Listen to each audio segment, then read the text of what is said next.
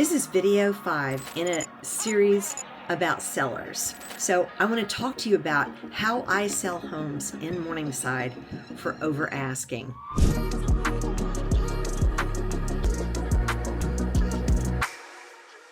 So I'm going to start with telling you about a sale that I think illustrates everything I believe in and how to sell a home in Atlanta, especially in a hot market like Morningside, Virginia Highlands. So it was a 1930s craftsman on East Rock Springs, and it was actually my neighbor. That neighbor came to the house that I had on the market next door to me, and she was actually just strolling by with her husband, with her kids, and popped in our open house and said, "Oh my gosh, we weren't in the market to buy, but this house checks all the boxes for us."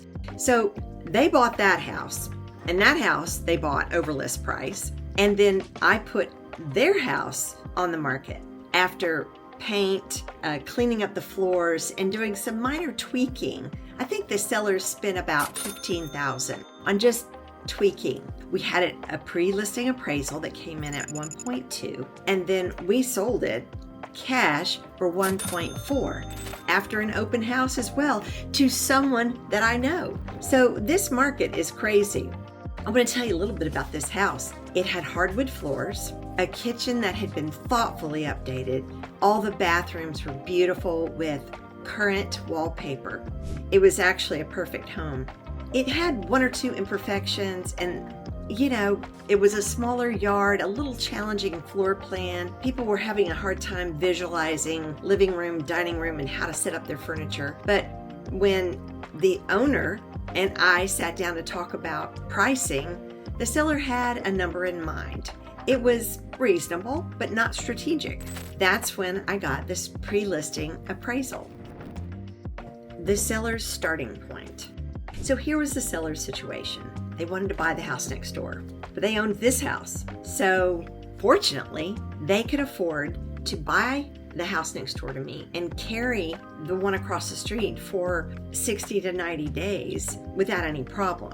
That was a very fortunate situation. They'd lived there since 2019 and had both of their children.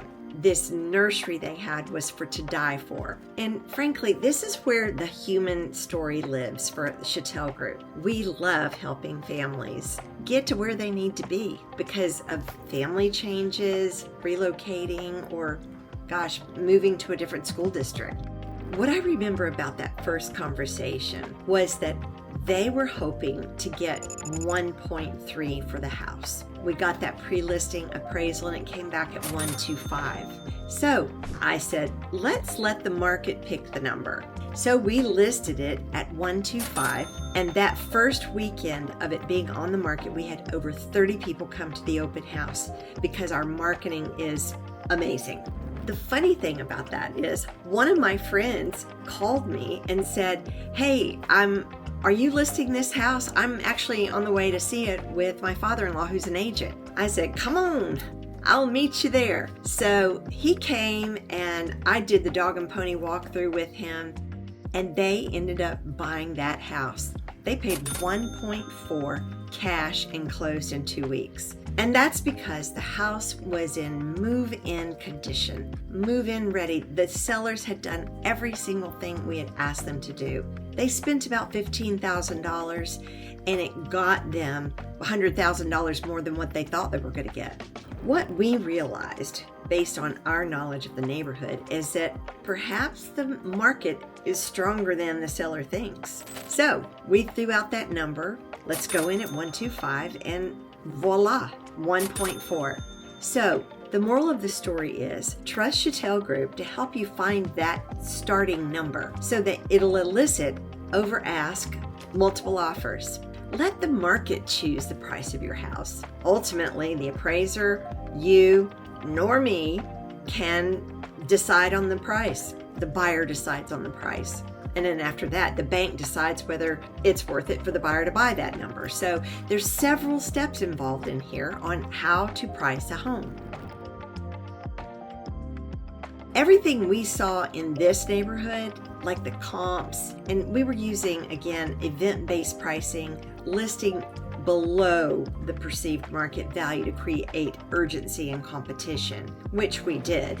Of course, the seller was nervous, and that's normal. Pricing below what feels right takes trust. So we walked them through the logic, and if we price it at 1.25, we show up in more searches, we look like the best value in the neighborhood, and we create the conditions for multiple buyers to compete simultaneously, which they did. We got 5 offers on that house. When the buyers compete, they stretch. The couple that bought the house came to the open house and saw all the people that were there. That surely gave them incentive to raise their purchase price. Stretching buyers produces a final price that's higher than what anybody thinks they can get. But you've got to start lower than what you think it will sell for. So any specific preparation decisions that you do, staging choices, repairs, we put all of that in a package for any buyer to see, so that when they show up, they know that you've shown up as a seller to prepare your home in the best light. We typically have a caravan on Tuesday, an agent caravan on Tuesday before we list a property. We go live on Thursday, and then we have open houses, typically 1 to 4 on Saturday and 1 to 4 Sunday, with all offers due Monday by noon. That certainly gives the buyers the idea that they better act and act fast, and also come with their best foot forward.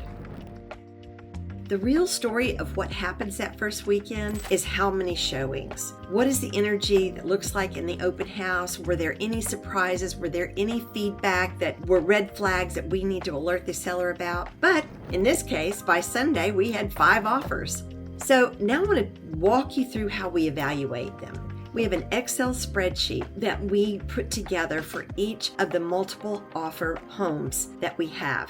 And side by side, we show each offer compared to the other. As I said in an earlier video, sometimes the highest number doesn't always get the contract. But in this case, it did, because it was cash and over list price. We look at everything. What are the terms of the offer? The financing contingency, the due diligence, the appraisal. Did they waive the appraisal? And in this situation, they waived the financing and the appraisal contingencies and only had a 5-day due diligence. Well, those terms looked very favorable to my seller. What these sales over list price teach us and remind me is that every sale is different. And even though we've done this for a very long time, each situation is different. But this one, it reinforced to me 2 genuine takeaways: pricing it right and presenting a product that is beautifully marketed and presented, and a buyer can walk in and visualize themselves there. We know the buyer behavior in Morningside. It's the power of the first impression. A specific moment from the transaction that felt meaningful for us was a conversation that we had with the seller. They were shocked and delighted that the home sold for $150,000 over asking, and it was closing in 2 weeks when they had already closed on the house next door to us. They were relieved, delighted, and they wrote us a wonderful 5-star review. This is why I believe so strongly that selling a home is not just a transaction. It's a sequence of decisions made under uncertainty, and the quality of those decisions determine the outcome more than any other factor. Preparation is the invisible work that makes the visible results possible. The showing volume we had in that first weekend wasn't luck. 30 buyers, some came with agents and some didn't. It was the professional photos, compelling listing descriptions. Actually, in this particular case, we did high-end virtual staging, targeted marketing for the neighborhood, agent outreach with that agent caravan that I had the Tuesday before it listed, and a home that was presented beautifully from day one. And choosing the right offer isn't always about the highest number. It's about the clearest path to the closing table. And sometimes that clearest path is the agent who brings the offer. As you know, this one happened to go about as well as anybody could possibly expect it to go. Not every sale does. Our goal is to work with buyers and sellers who trust us to do work for their highest good with no drama. So this is one case where that intention came true. But the principles behind it really apply to everything. So we are looking for smart pricing, exceptional preparation, strategic launch, and disciplined offer evaluation. Those apply to every sale. If you're thinking about selling in Morningside, Virginia Highlands, or anywhere in Atlanta's Intown neighborhoods, I'd love to have this conversation with you about your home. Not a generic presentation conversation, but a real conversation about your property, your situation, and what the data says about what's possible. What we know and have experienced is that if you invest $50,000 in pre-listing preparation, you can receive up to $100,000 to $150,000 in an ROI. Nowhere can you get that quick of an ROI. The link is right below. Subscribe for more in this series. And if you have a question about your own sale, drop it in the comments. Or if you'd like to hear me talk about another subject, let me know that too. See you in the next one. Oh, and by the way, if you're thinking about selling, especially in Morningside, Virginia Highlands, or anywhere in 30306, here's what I'd like you to walk away with this story. Courage in pricing pays off when it's grounded in data. And trusting Chatel Group to give you that data really pays off. The seller's instincts to anchor high is understandable, but the data in the neighborhood consistently supports event-based pricing for the right home. And the sellers who trust us and trust that approach consistently outperform the ones who don't. Bye for now.